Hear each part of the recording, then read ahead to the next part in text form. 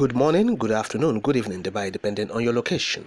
Today is Monday and I wish you a favorable week ahead. Now the update for this Monday. Continued detention of Nnamdi Kanu. Nigeria converse. That's according to Aloy Ejimako. Even as Buhari hands over to Tinubu.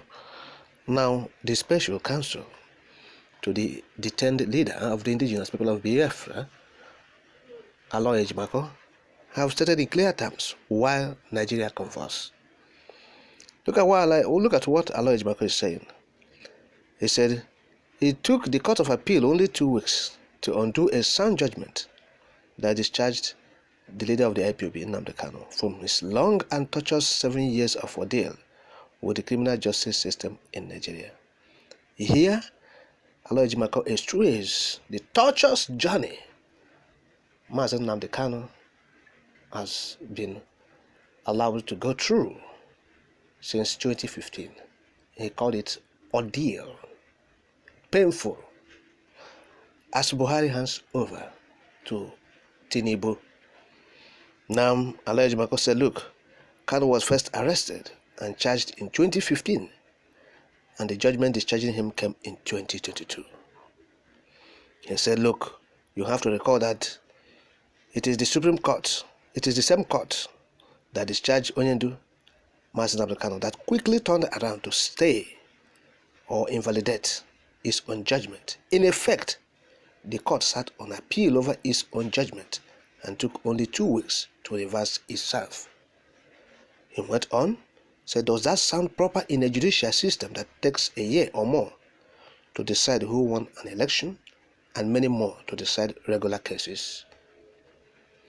He said, look, that is now going to take almost a year for the Supreme Court to review what the Court of Appeal had done. He said it makes it profoundly more fair. Another grave injustice, according to Ejimako, is the matter that cannot be overlooked is that the judgment was already admittedly and publicly disobeyed. He said this is a grave illegality by the government before it filed the application that got to the Court of Appeal to judicially stay the judgment. In effect, Ejimako continued, the self-execution magically pedaled backwards to bestow judicial legality on executive illegality. Additionally, he said, it will be recalled that on 26 October 2022, the Federal High Court had also declared Nnamdi Kanu's extraordinary rendition and subsequent detention in Abuja as flagrant violations of the Constitution. He said under Chapter 4 of Nigerian Constitution, a man has no business with prison after a court has declared his detention as unconstitutional. If the government refuses to free such a man, where else does he go for justice? To God or to who? Ejimako queried. Now he said, look, that there are two different international tribunals directed that Onyendu Mazi Nnamdi Kanu be freed. Said they should count in the overall reckoning that his continued detention has turned extrajudicial and extra-constitutional. So in all, Nnamdi Kanu has not been given a fair shake by the system, and for a man of his stature, charisma and followership, such a reckless misadventure can convulse any society. He said, therefore, it is disingenuous to postulate that freeing Nnamdi Kanu from detention must wait for the conclusion of the appeal pending before the Supreme Court. Said the Federal High Court judgment alone, which is not stayed, is enough to release Mazi Nnamdi Kanu. So what are we not talking about? That's what Aloy Ejimako is saying. Said this convulses Nigeria, the continued detention of Mazi Nnamdi Kanu in the face of this judgment that has been delivered in his favor and directive and everything that has been given by the court, even the United Nations Working Group on Human Rights. So, say this is what comforts a nation, and Nigeria in particular. And so, even as this jihadist hands over to tribulation, it's a problem for Nigeria. Sincerely speaking, this is time for our people to think how to extricate themselves from this contraption.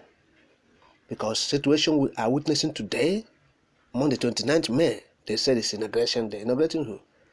It is a case where the scripture says, when Satan was driven down, was chased down on earth, the scripture says, the angel shouted in a loud voice, said, woe betide unto the earth, for the son of morning has come down unto them. That's what the angel shouted. Say the son of morning, has come down unto the earth. So woe betide them. And that is the situation Nigeria is witnessing today. If you don't know it now.